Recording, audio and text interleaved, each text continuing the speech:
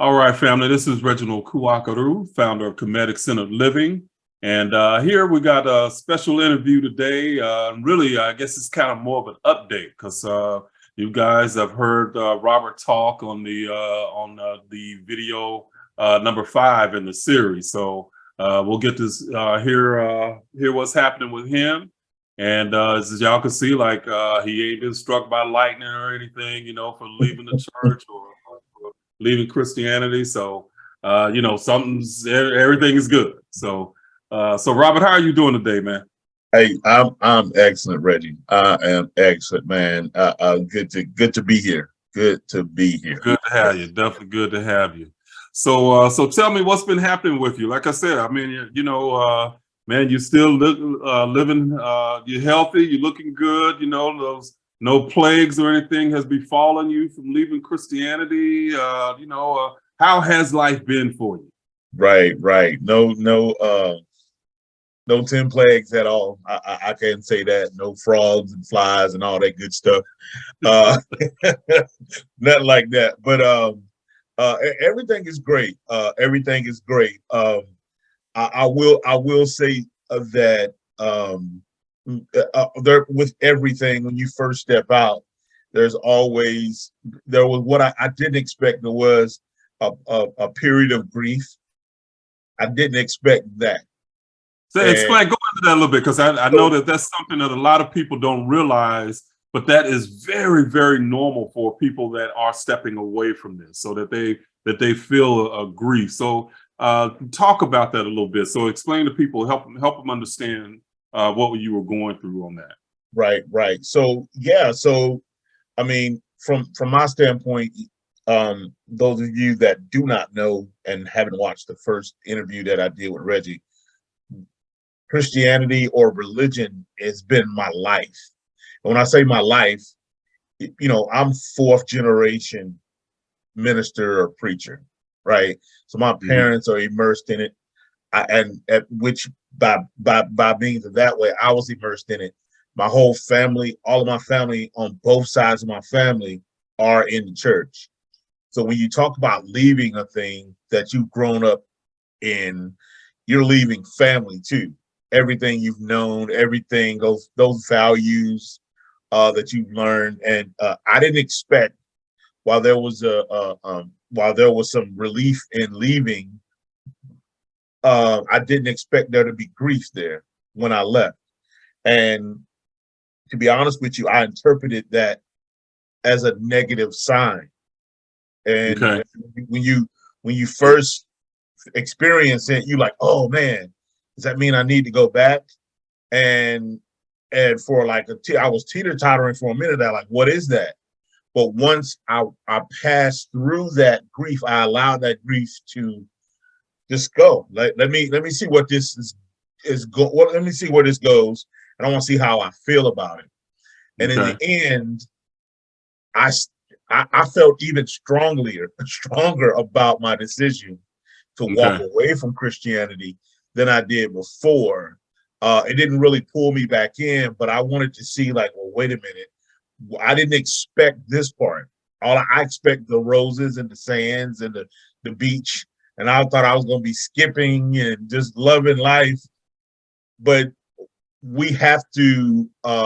It was about all of the things that were in my subconscious that I had to wade through, and all of that things I was taught. I had to wade through all of those things to get to the point where I was like, oh, okay, I'm comfortable. I didn't know it was going to have that much of an impact on me, but again. So what was when you say you were grieving? Can you talk specifically about some of the thoughts that you were dealing with? Walking away from family. I'll add this, and hopefully it'll make a little bit more sense. It was half grieving and half, it was grief, but how can I put this? I'm a former people pleaser. I'm a recovering people pleaser. So when you're a people pleaser, you've created this facade or character that you're always either managing someone else's feelings or you're doing things for people. And I no longer was doing that anymore. And I was so worried about how I was going to be viewed by people that it bothered me, that I was letting go of that false facade. And it was a bit scary on who I would be. I didn't know what it looked like to show up as myself, and my authentic self, my true self. So when that happened, I guess I was grieving leaving that old person alone too. That facade. I didn't know who I would be without that. But and I pretty much figure on some level too, you were thinking about like how other people might feel and how you might your family, your mother, your father, how they might feel about you and how you're hurting them in a sense. Right. Because I was going to get to that, because because when parents teach you a certain thing and you switch from it, they feel it's like it's a referendum on how you were raised. Yeah. You know what I mean? So they fail. They fail or take offense to it. And to be honest with you, they're still in, I figure we'll get to that, but they're still in the quake or the wake of that decision. They're still dealing with that decision. I've moved on, and they're still trying to figure out who they can send to come talk to me, to talk me down off that ledge. One of my older brothers called me yesterday, and he's one of the bishops in our church too. Okay. So we're talking, and he's like, "Hey, I'll call you later. I got something I want to talk to you about." And when I hung up, my wife laughed because she was like, "You know what that's about, right?" And I was like, "Yeah." We both laughed. We knew what it was. We knew what it was going to be about, and that's fine. That's okay. I was like, "Well, babe, that's just a conversation that if they want to have those conversations, that's fine. I'm just not going to have them with them every time I see them. Mm-hmm. I can have that initial conversation, but it's not something I want to talk about every time I see you." So, she was just like, it's going to happen. So, it's okay, honey. That, I was like, yeah, it's okay. So now, see, I know too, like on the so recently you made a decision. So does your brother go to the church that you have attended? So he doesn't go to the very church that I attended, but he's in the same organization. Okay. So him and my father are in the College of Bishops within our organization. So you have churches all over the United States, Africa, all those places. And then when you bring them all together, they're within those College of Bishops that are a part of the body, so to speak. So you got bishops throughout the organization. They're a part of that group, so to speak. So gotcha. Yeah. And so now you recently made a decision about that, right? Yes, I did. I made a decision initially because my wife is still Christian. I wanted to kind of wean her off of it a bit, but in my head, I think I was trying to slow walk myself out of it as well.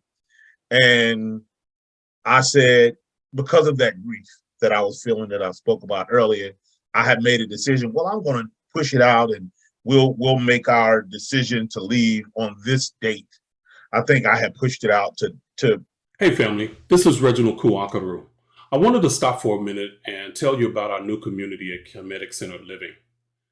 At KCL, we help you get over the negative Christian programming so that you can live life boldly, authentically, unapologetically, and on your terms without guilt or shame. We're going to help you do this through our classes, courses, peer support, our daily challenges that help you practice the principles so that you can live the highest vision of yourself.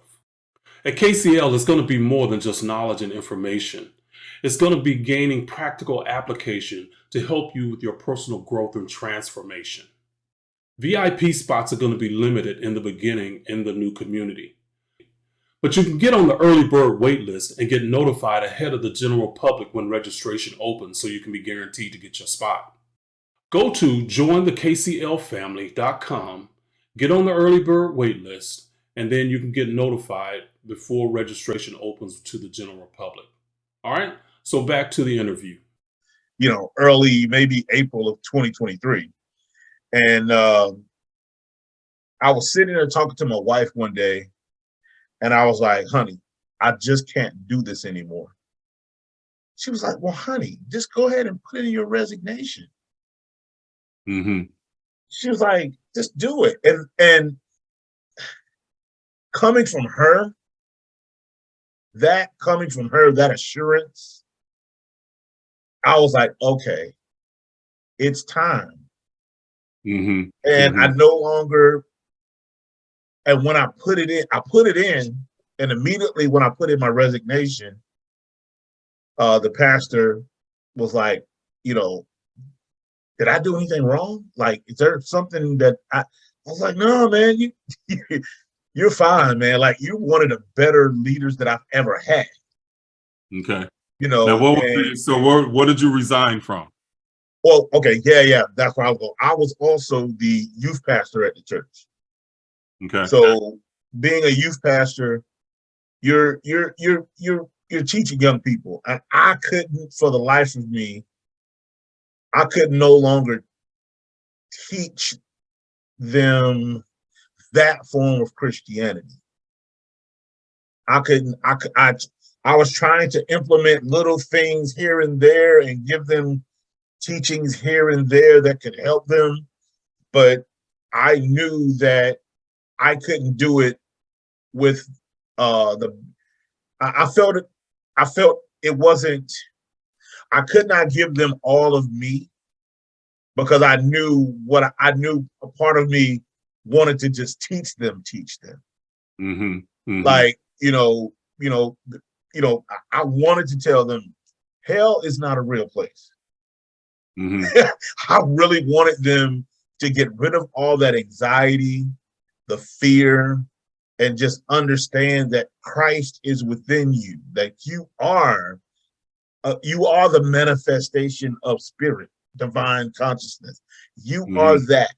Live in that. But I knew I couldn't tell them that, being that I just didn't feel comfortable telling children that, knowing their parents giving them, they handed them to me, like here, go teach them, and I was like, nah, I didn't care, and you had a responsibility to. Yeah, and I didn't feel right doing that. I gave them as much as I could. I stopped preaching fire, brimstone. I started preaching more on a faith level, how to manifest what you want. But even then it was hard, because they couldn't, I had trouble connecting the dots without bringing all of the baking the whole cake, so to speak, because I taught a class. My pastor was like, hey, I need you to teach Bible study for me. I'm a little tired. I need you to teach. I said, well, I was like, well, I don't know if I want to do this. My wife was like, if you don't want to do it, don't do it. Mm-hmm. Mm-hmm. And that people pleaser in me was like, I'm gonna go ahead and do it. And she was like, okay. She was like, well, what you gonna talk about? And I said, well, let me ask him. I said, I called him up. He said, talk on faith. And Reggie, I'm telling you, I was throwing in Neville Goddard, all kind of things. I kid you not. But when I got through, they were like, yo, like, that was awesome. He asked me to teach it again. What? He said, teach again. Just piggyback on what you taught and take it. And I'm like, in my head, I'm like, I can't do it again. The second time I turned him down, because I knew that it's still bleeding over into something that I just can't, and I just can't do. And one of the last services that we attended, after I told him what date we're leaving, my 8-year-old came home. We came home, and my 8-year-old was having some sort of a nightmare. And he was telling his mom, I was like, that hell stuff, I just can't deal. I don't, that scares me. And I said, we're not going back. And my wife looked at me, I was like, we're not going back. Wow. And I said, that's it. That's it. I said, because this is what I'm talking about. This is what I don't want for other young people. And our children are starting to experience it. So, you know, wow. How did your wife deal with that? Because she's still Christian, right? Yes, she still is, but she's man, I tell you, she's been so supportive. Like, she said, honey, this is your journey, and I understand it. She said, and I love you. And she said, to be honest with you, she's like, you're a whole lot more kinder now than you were when I met you. Like, you're so less rigid. You're not uptight. You just lay back. You chill. You just live in the moment. You're not rushing. You're not, you know. Wow. So she's seen a change. So since you've been practicing these principles, she's seen a change that she likes. Oh, not only likes, I would say love, because she doesn't know this, but I ran across, she was doing something in my office and left a notepad, and it was open. And there was a bunch of I am affirmations in it that she had just written. And I was like, oh. Now you guys might have to explain what that means. Oh, okay. So of course, I am principle. I am, if I'll explain it this way, I am is a God principle. Your affirmation, I am, whatever you put on the end of I am, you are telling the universe that's who you are. You're speaking, you want the universe to mirror that. That's some Kemetic stuff. That Kemetic, that's Kemetic Principle 101. And she's seen it, or either she's actually heard me meditate and openly say, I am this, I am that, I am grateful for so and so. And she's actually adopting sort of those things. So that's really interesting, because when people think about Kemeticism, I know one of the questions I get asked a lot is like, is this another religion? And I hear people say, well, why would I want to leave one religion and go to another religion? What would you say to people, considering, where you've been with it and where your wife is with it? What would you say to people who would say this is another religion? Oh, this is definitely not another religion. It's an actual lifestyle. It's a way of living. So, and to explain what I'm saying is, with religion, you're actually trying to, there's so much dogma and rules that you're living by that there isn't the only rule that you live by. Well, there's not even a rule that you live by when you're talking about KCL or an actual Kemetic principle. They're not even rules by. The only rules you're living by are the laws or the divine laws of the universal laws. That's just okay. And you're doing that anyway, whether you're in religion or not. When you say whether you're aware of it or not, whether you're aware of it or not, you're living by these principles. So it's not religion. It's not a way where you're saying, well, my God is greater than this God or that God. It's not dogmatic. Right. It's no dogma in it at all. I mean, no dogma in it at all. You're waking up every day with a sense of self and a sense of peace, that you're not worried about making God angry on one hand, and you're not worried about the devil acting as a roaring lion seeking whom he may devour. So you're not having that you're not at war with yourself. You're just actually, you get to show up as you and just be. Now, I will say this, if you're not careful, you see people make it a religion. Yeah. You can, because they'll adopt all of these things, and if they're not doing those things, they somehow feel like, well, can I do this? There's no can'ts and there's no cannots, there's no shall nots. That you just be. Yeah. And you get what you are. And that's all Kemetic principles are. Now, it's a philosophy, is what I like to say.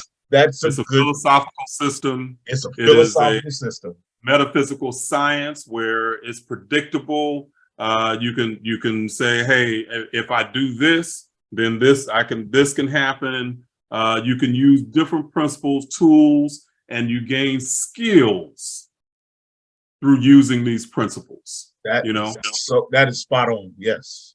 Yeah, but these ideas that you have to live a certain way, or you have to be in this this particular box, or you can't be this or can't be that. There's none of that. And you are a case in point. You can practice these principles and still be in the church if you want. You can still be in the church if you want. Now, I will say this, Rich.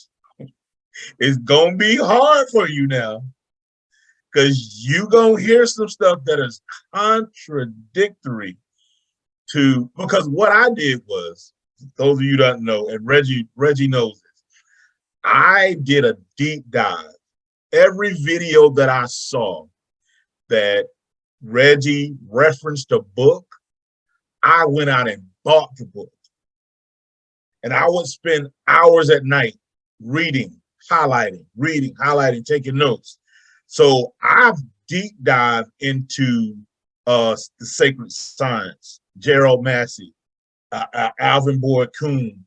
I've deep dived into all of these writings, and Serpent of the Sky. I mean, they're dense reads. I'll say this, they're not easy reads. They're not easy reads. But because of my, I'm hardwired to look at scripture. My brain is, because I've been listening to things since I was 4 and 5 years old. You hear certain things in your head over and over and over. So when I hear certain principles, I'm like, oh, snap. Like, wait a minute, that's this. Right. You connect the dots from the principle to the scripture. The principle to the scripture. Yeah. And I'm like, so especially when you get to the esoteric stuff. Especially the esoteric stuff. So when I see Heru, when I see the perpetual renewal, that principle, when I see it and hear it, and I'm like, wait a minute, they called him the Prince of Peace. I was like, well, wait a minute. And that's 10 to 20,000 years before. And they call who the Prince of Peace? Heru, Horus. The Prince of Peace. And I'm like, okay, they call him the bread of life. And I'm like, okay.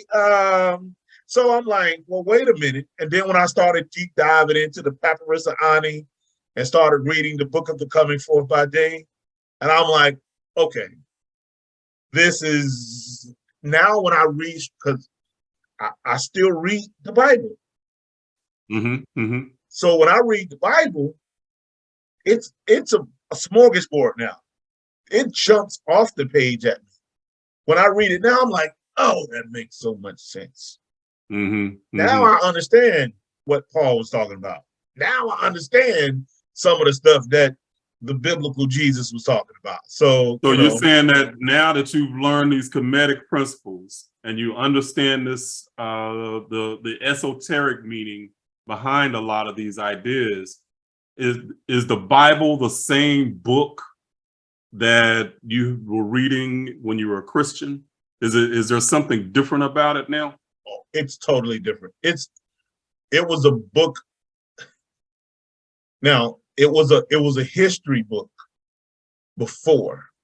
I thought these were historical events and stories that actually happened. But once I learned the Kemetic principles and understood and did the research, and now I understand where these come from.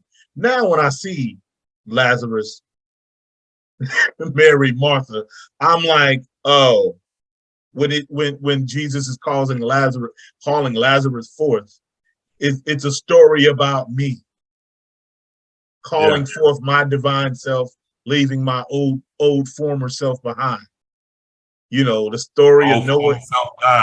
Right. You know, it becomes a symbolic journey.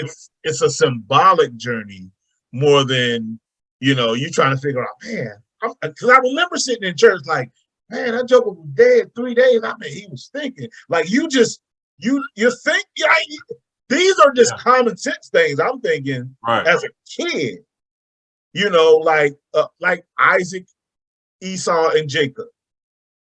You know, I was taught as a kid that Jacob was, you know, he was a trickster. He was you know, and I'm like, yo, he lying and God still blessed him. Right. For the life of me, logically, I couldn't shake that. I'm like, well, y'all telling us that we ain't supposed to lie. This dude lied and got blessed. Right. And I'm like, this don't make sense to me. And then when you ask, you get to sit down. You get it when you get good and saved. I'm like, now I know y'all didn't never know what y'all was talking about. Y'all just couldn't answer my question. Now I understand that it was just the principle that Isaac was universal law, and Jacob and Esau was the two-ray, the negative and the positive. And Jacob just happened to have the right vibration to receive the blessing. That's just what it was. So, and when we understand, and we can apply just that basic story to our lives, if we can just apply that and hone in on it and focus on vibration and feeling, the rest will take care of itself. We ain't got to touch nothing else in scripture. You ain't got to eat food with nothing else. Just focus on that one right there, man. That's a lifesaver to me. It's a whole paradigm shift. Right. Whole paradigm shift. Absolutely. So give us an update. You know, in the video, you were talking about manifesting your home and stuff. So can you like give the people who hadn't seen that a little bit of background on that, and then update us on some other things that you might have manifested since? Oh man. So in the video, when I first came across KCL, I immediately, of course, I told you I dived into it and I wanted to test it. I was like, man, this is the real deal. I said, so I'm gonna start testing it. I walked into my wife. It was in the middle of the pandemic, so to speak. So things were, kind of crazy during that time anyway. Right. So I walked up to her. I mean, gloom and doom everywhere. So I went to her. I said, honey, we buying a house. By the summer, we're gonna buy a house. And she looked at me and she was like, okay. She was like, okay. And I was like, all right, cool. So every day I woke up, my mind was geared toward, that's what we doing. We buying a home. I said, honey, go get some boxes and start packing. We hadn't even found the house yet. Wow. So she's like, okay, baby. She went, we found some boxes. We went to Walmart. We started packing up stuff and we went looking for homes. And we walked up to we got to a the development we are in now. And we just went into the model home and we looked at it and the lady was like, how you guys doing? And, the boys were with us, of course. And, she was like, okay, let me look. And could you fill this out? I'm filling it out, and I give it back to her. She was like, looked at my credit score. And she was like, oh yeah, we can make this work. She was like, so which lot do you want? And I'm looking at her like, this is literally 2 months after I said what I said. Mm-hmm. So I'm looking at her, I'm like, I look at my wife, I'm like, okay. So I'm telling her, she's okay, just it's gonna be this amount, just bring me the check next week. Because it was literally on the weekend. Mm-hmm. And I was like, okay. She was like, all right, so once you bring me the check, I'll, so we walk out to the car, and me and my wife are looking at each other like, what is happening? What is happening? And I was like, I don't know. So I got her the check. And she was like, okay, come on, let's go see the lot. And I'm like, oh crap, this is happening. This is happening. Yeah, she was like, we're breaking ground, boom, boom, boom, boom, boom, this day, this day, that. I'm like, wow. She said, this is your program manager. This is the mortgage company, I'm like, okay, this is happening. And before you know it, we were in our house by March. Okay. That was before the summer. Yeah. So yeah. That was ahead of time. Ahead of time. So she's like, my wife is like, okay, honey. She was like, that's what's up. So of course, fast forward, we move into our home. I'm still working. I'm working a job that I love my job. I'm pretty senior to folks, but I want to get promoted. And there's a job. So give me a little bit of thought process behind that. What you were thinking about this job and stuff. So yeah, so I want a job, but I didn't. Because I work from home every day, but 1 day a week. I did not want to disrupt the pattern that I was in. Mm-hmm. Right. So there were job openings that I could have taken, but that would have disrupted what I'm currently doing. I was like, honey, I was like, there are jobs out there that I could apply for. I said, but I want to have a job. I want to be promoted into a position where I can maintain my current work schedule. This was on a Thursday. That following Tuesday afternoon, my boss says, hey, Robert. I was like, yeah. He was like, they're creating a supervisor position in your area. You can maintain the same schedule, fill out for it. And you work these principles, right? Mm-hmm, mm-hmm. So the hair on my arm was like, I was like, yo, what is happening? I was like, yep. And I said, I was like, yo, I was like, okay. I got off the phone and my boys were at school. So I just yell out for my wife. And she's like, you okay? I was like, I need to tell you something. And I told her, and she was like, are you kidding me? I was like, no, I'm serious. So I filled out for the job. And they were like, Robert, you were the only one.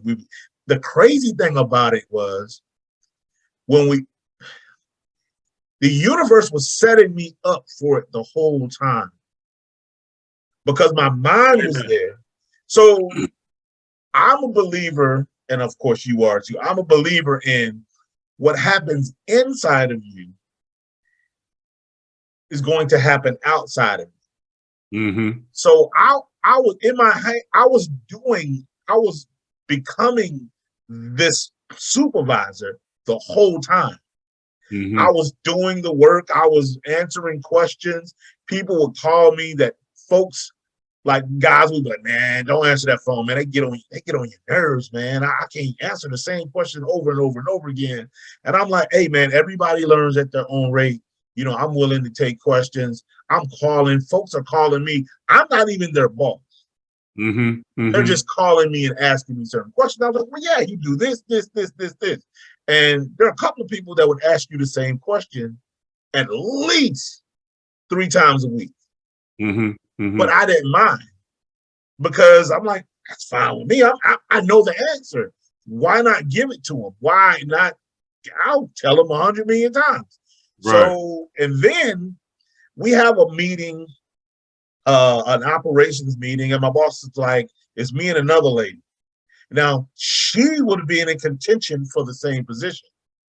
But he was like, hey, I want you guys to split up this workload. I want to give you this, you do this. She says, I don't want to do that. That's unfair. Mm-hmm. Mm-hmm. I'm not doing that. That's unfair.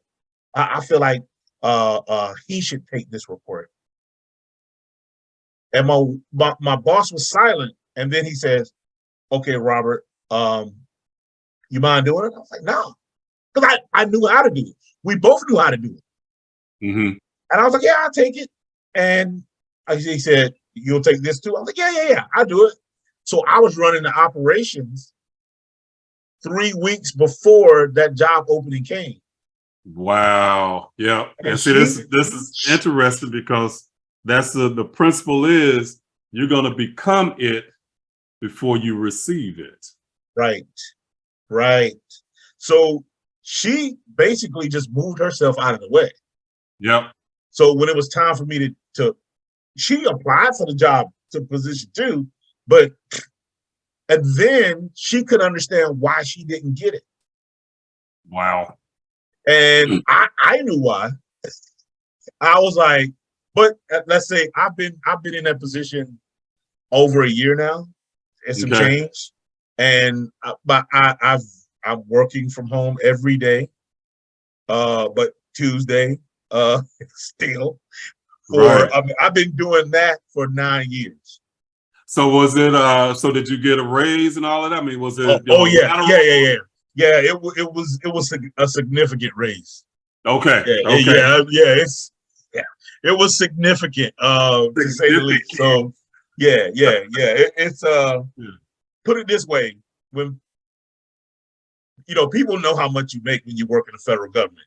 I work for federal government. They was like, Robert, you young, don't you ever leave that position.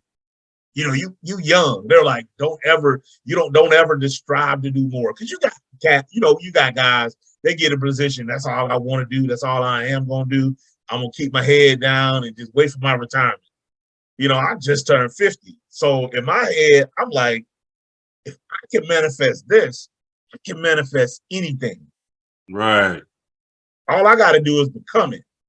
You know what I mean? And then the rest is, I'll leave the rest up. It has to happen.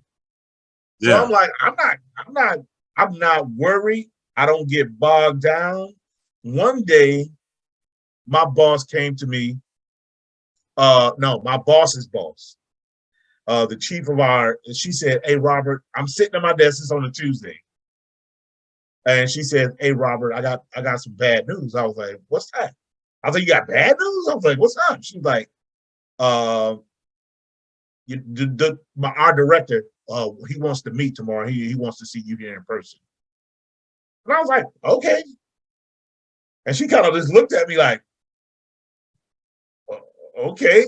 I said, okay. I said, what time's the meeting? She was like 10. I was like, all right, cool. I got in the car, went home after work, got up. She was like, and my wife was like, you all right? I was like, yeah, I'm good. She thought, I thought she would be ticked. I was like, no. I was like, I was like, I don't know what's wrong. I don't know why I'm not ticked, because before I've been like, yo, this is jacked up. But no, this is this is what I asked the universe for. Mm-hmm. So why would I ask for something and then complain about it? I mean, I didn't want to give off those vibes. So, and I know there's something more there, because, man, I don't want to get, that's a rabbit hole. I don't want to get in that rabbit hole. I want to do it, because I will, but I'm good. I'll. So was the meeting good? Was it? I kept telling myself the whole day, you belong in that room, because I knew it would be my director, the deputy director, and guys that are way senior to me, because I'm like below on the totem pole supervisor. Okay. Okay. So, and when I got in the meeting, all of the information needed had to come from me. And I was like, because at first my boss was like kind of interjecting and she didn't know what she was saying. And she was like, you know what, Robert, you got it. And I was just kind of laying it out on the line, My director was like, okay. Oh, I need you to do this and I need you to do that and I need you to do this. And I was like, all right, cool. And the meeting lasted half hour, if that. So I drove all the way into work for a half-hour meeting. But they had to have you there. But he had to have me there. And I was like, that's fine, because I want to continue to give off that positive energy, that positive high vibration, because there's always something there for you. It just depends on which energy you give off. So right, because the negative and the positive are always present.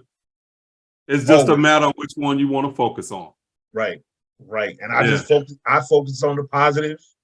And I said, well, that's what I'm going to focus on.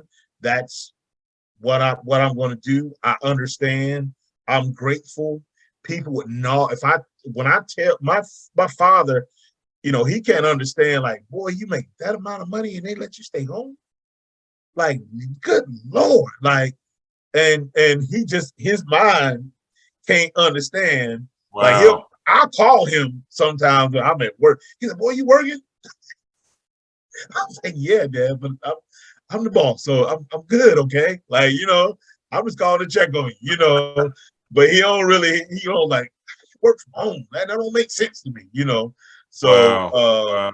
Yeah, but it's been awesome, and I'm in the works of continuing to manifest even greater things. So yeah, those are in the works as well. So yeah. So tell me this. Now I know you have two young men in your home. How do you, because I know a lot of people are curious, like, how do I talk to my kids about this? How do you talk to your children, or do you even talk to them about this these principles? Yeah, I talk to them when, how can I say, there are always opportunities, because children are inquisitive. They're question machines.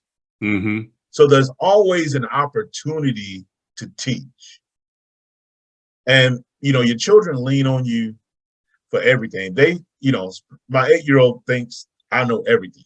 So he's going to ask everything, so there are opportunities. And I like to show them by example.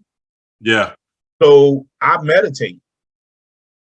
So now at night before they go to bed, instead of saying that prayer that they used to say, they meditate. Mm-hmm. Mm-hmm. Matter of fact, my whole family does, even my wife. But that's yeah. Now, my whole family. We light a candle on a yoga mat.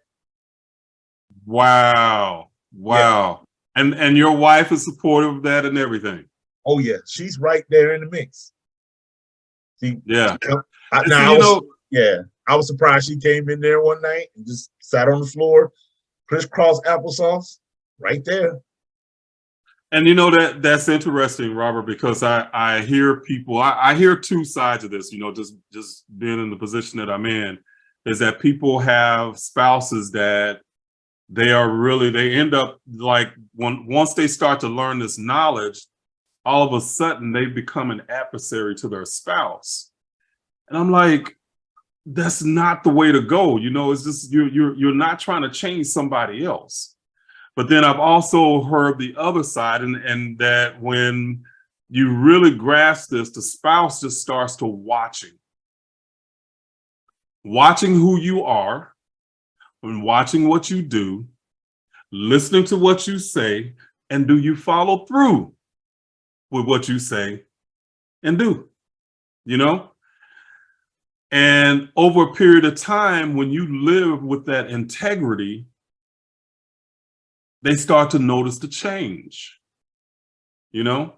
And I mean, I've had people be like, man, we're gonna get a divorce. I'm like, no. That's not it. You know, you're in the wrong mode. So you now with your wife, you guys are able to coexist. How are you able to do that? She's Christian, you're not. How are you able to coexist? Help those people that are struggling with that.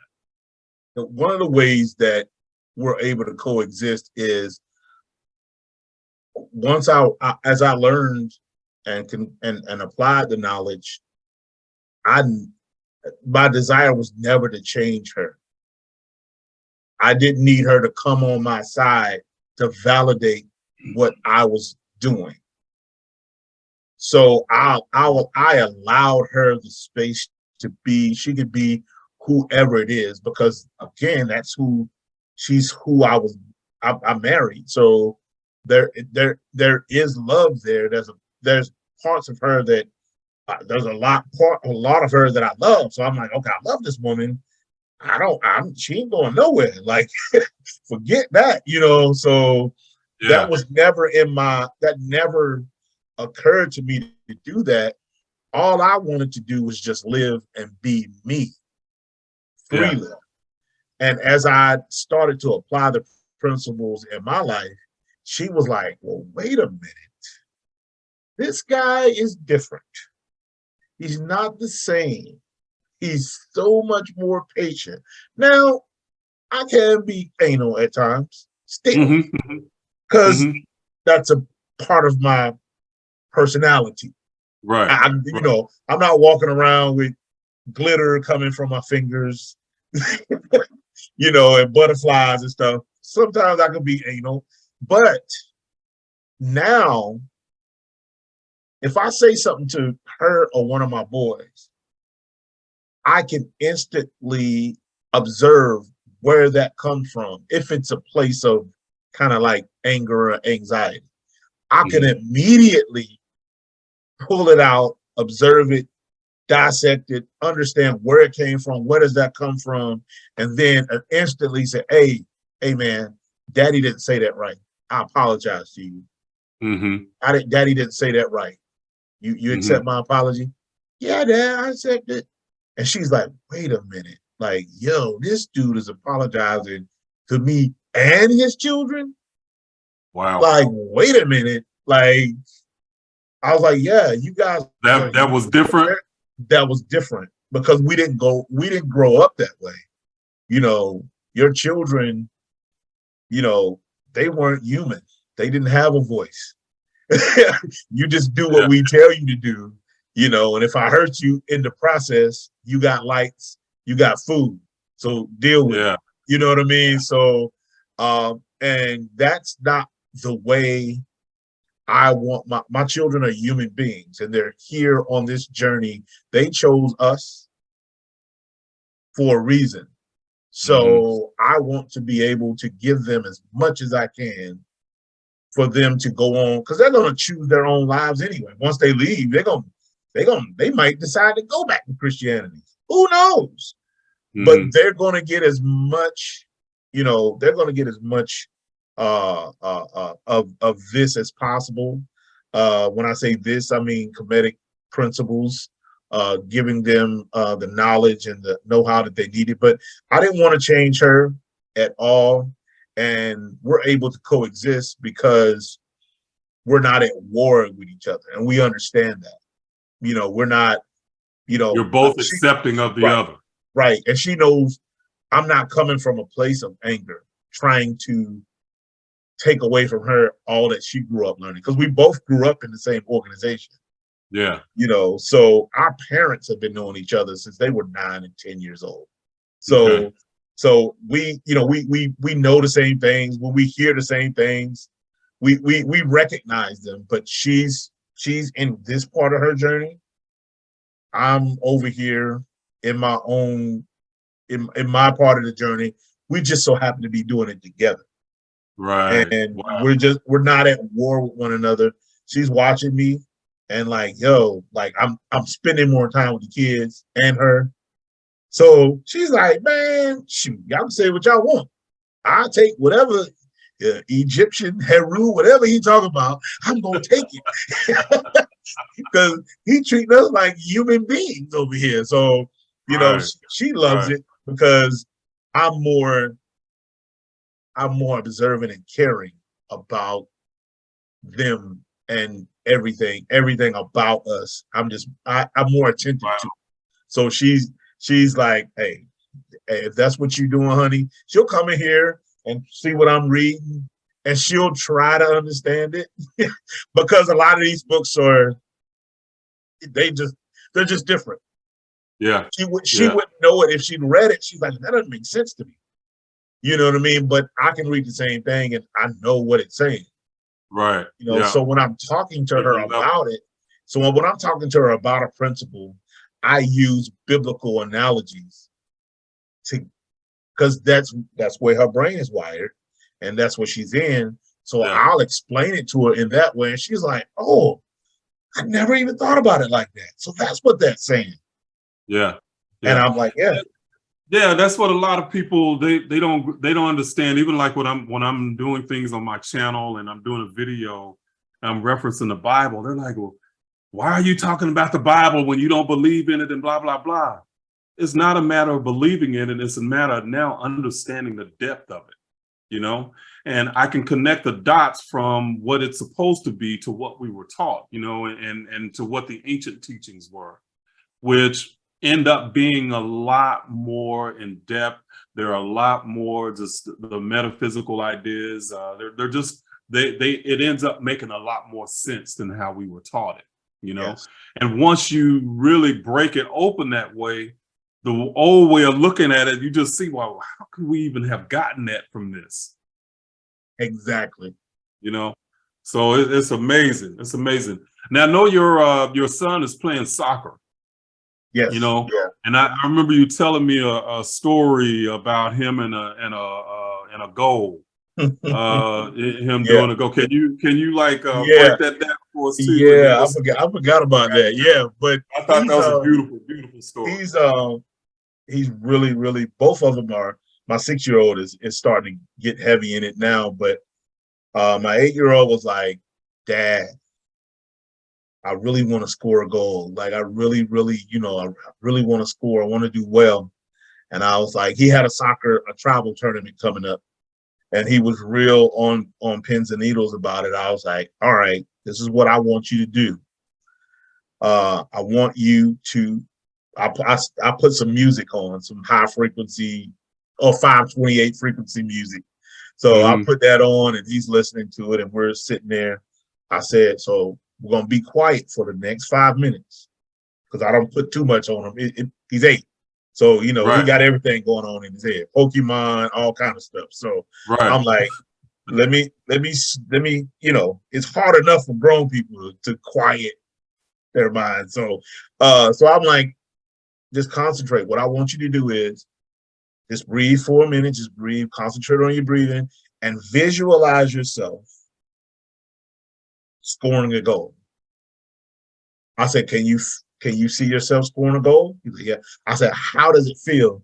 And that big smile came on his face. And I was like, that right there. You feel that? I said, stay right there and focus on how you feel. And for the next 4 minutes, he was there. And I was like, all right, you done. He was like, that's it, Dad? I was like, yeah. I said, do you believe you're going to score? He said, yeah, I'm going to score. I'm going to score a goal. And I was like, all right. So I put him, he got in the bed and we go off to the soccer tournament, the soccer game. And he's nervous. And he's like, phew. I was like, it's going to be fine, man. You're going to be fine. Because he's looking at the team and, you know, that team, they looked intimidating. Just say that. They looked intimidating. You know, and, you know, there's not many boys that look like him, boys of color. on soccer fields. So that within itself was like, like, okay, it's kind of weird for me. I was like, listen, you're just as good as athletic as anybody. So don't worry about it. You're fine. So we get it, the game starts. It's like a minute, 2 minutes in, and he steals the ball. And now that I think about it, Reggie, I didn't even think about it. The goal is here, and I'm sitting on the outside sideline. I'm sitting in my chair next to the goal. Mm-hmm. And I can see him coming towards me. And he fakes the kid out, and he's coming toward me. And I yell out, now. And he kicks the ball and scores. And he looks right at my face, and he's like, yeah. I said that feeling, like my hair was like standing on I was like, yo, I wanted him to feel what it was like to be able to visualize something and then manifest it. Wow. But I told my wife, I was like, well, honey, sometimes it don't happen that fast. I said, but I'm glad it did, because he has the talent to do it anyway. But I was like, I wanted him to see that this works. You can do that anytime you want, no matter what you want. I told him, son, you do it anyway. I said, you wake up in the morning, you say, what I want to draw. You're visualizing what you want to draw, and you put it on paper. That's the same thing you're doing on the soccer field. Wow. It's the same thing. So, man, the seed that you have just planted into that child for the rest of his life, man. And I told him, no one else has the power to take that away from you. Your imagination is yours. No one can come in and say, well, you can't. They'll only say you can't do it if you are telling them this is what I plan to do. I said, and you want to keep that at a minimum. Because if somebody's telling you, not even me, I don't care if it's me, don't listen to me either. If you've imagined it, you can do it. Yeah. You can do it, and, I said, a lot of times, but you can do it. That's what I wanted him to get that. I wanted him to understand that. And that was, that made me glad. That made me glad, because I didn't have to pull out a Bible. Right. I didn't have to do none of that for him to understand that you can manifest what you want. You gave him, he understands his power. Yep. Understand your power. And now my baby boy, he's there anyway. You might, kids are naturally. Yeah, but you might cut this out. But one night I was laying him down to sleep, and he's quiet anyway, for the most part. And he's like, Daddy. I was like, yeah. He's like, when I'm quiet, I can hear God. Mm-hmm. Mm-hmm. I said, what did you say? And because he doesn't talk like that. Mm-hmm. So it kind of threw me off. I was like, what'd you say? He's like, when I'm quiet, I can hear. I was like, well, what is he saying? He says, you silly sometimes. And I was like, for real? He's like, mm-hmm. And laid down and went to sleep. And my 8-year-old was like, I can't hear anything. I can't hear anything. What is he saying? My 6-year-old lifts over the covers and says, because you won't be quiet. And I was like, wow. But that taught me something though. Like, yo, like these kids know. They know. Yeah. And for him at 6, just to be able to say that, like, I hear him. I might not say nothing, but I hear. Absolutely. Because there's just certain things he comes up with that I'm like, how does he know? He had to get a download, because he has, I'll tell you this, and I know you gotta get off anyway. So he has a bicycle helmet that lights up. And he while they're on break, he just built a fort. And it's dark. And he's like, man, it's dark in here. And he jumps up and says, oh my God, I got an idea. And he runs and gets his bicycle helmet and lodges it in the top of the fort and turns it on. And it's lights in there. And I'm like, yo, these kids are learning how to they're using their creativity because we're not trying to stomp it out of them. Right. You know what I mean? We're not like, Right. The kingdom is your imagination. Just allow it to flow, and wherever it takes you, we got guardrails. You can't fly. I don't want you jumping off the top of the house, but I want you to understand that there's a lot you can do and a lot you can accomplish just when you just are creative. So yeah, man, but KCL has been a wonder to me and my family, man. I appreciate you. I really do, man. Well, man, we appreciate you for being here, most definitely. And so again, this has been Robert Johnson. And if y'all haven't seen video 5, check him out. He's the guy on video 5 and talking about his experiences there. So Robert, man, it has been enjoyable. And we will see you again, I am sure. Yes, sir. Thank you for being here, man. Yes, sir.